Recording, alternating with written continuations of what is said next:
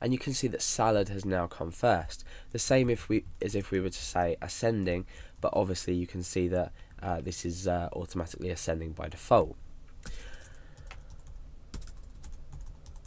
So now what happens if we want to select only a certain food type? So let's say we are producing a list of healthy food. Let's just go in and add some more records so we can get a better idea of what's happening. So healthy food might be pasta, for example. So we could say pasta. Calories might say 600. We might say this is healthy, so we'll give this a value of H. And down here we can say another unhealthy food. We'll say ice cream. Calories, let's just give it, say 700, and we'll say this is unhealthy. We'll denote that with a U. So let's click go, and we'll just double check that everything is there. Now we've automatically put these values in, so when we come back to our PHP page, this will automatically update. So I've refreshed, and that's been updated, and you can see that it's still in descending order. We've got ice cream, pasta, salad, and pizza. So now what I want to do is I want to modify my query to work with only healthy food. So I'm going to say select food calories from food where, so before this order ID, where healthy underscore unhealthy, which is our column name, remember, let's just go back and have a look at that, where healthy unhealthy, and we need to say is equal to H. So equals H. Remember, this time using single quotation marks rather than apostrophes.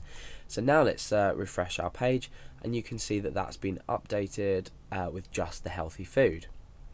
And then the same again with unhealthy. We could choose U, and then we could list just the unhealthy food. So you can see that just by selecting data from our database, we're choosing exactly the data we want to select. Remember, you can also use things like the AND keyword as well. And you can pretty much change this query to however you need to select your data and how you need to apply conditions to it. Now, there's also a function in PHP that allows you to return an integer with the amount of rows that have been returned. So for example, if we return no values, so we've got healthy unhealthy equals U, I could say, and let's just pick something out,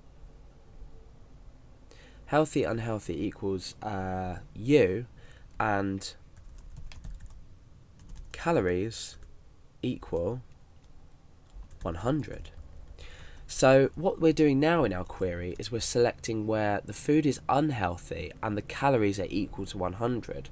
Now if you look in our table, let's look at the unhealthy. So we've got unhealthy pizza, which is 1000.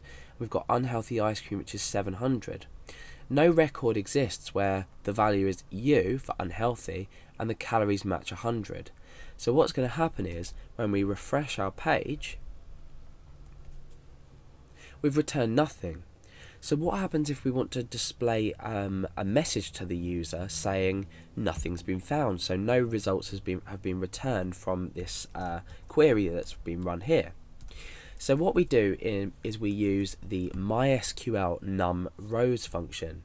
So if query run equals MySQL query, now inside what we can do is say, just above the while loop, and then we'll close that just before that, we can say if MySQL underscore num underscore rows, we need to reference the query run, so the query that has actually been run, equals 0 or null, then say something, otherwise we can loop through the data. There's no point, I'm just going to increment that, or indent that, sorry. There's no actual point in running this while loop here if the data returned here is equal to 0. So we can put an error message in here saying no results found. Okay, and let's I'll make this a little bit larger so we can understand what's going on. So we've run the query. Now we're running an if statement, and we're saying if the number of rows returned from this query are equal to 0, say no results found. Otherwise, we're looping through the data that has been found, because if it doesn't equal 0, we must have at least one row. Then we loop through and grab the data. So let's just refresh our page and see what happens. So you can see no results found. Now what happens if we change our query around? Let's just go up to our query, and I say and calories equals 700. Now let's go back to our database. We can see that an unhealthy food with a calorie amount of 700 is ice cream. So therefore this query will have returned one row. Therefore this if statement will evaluate to false, and we'll run this block here. So let's just test that. We should just get ice cream displayed on our page.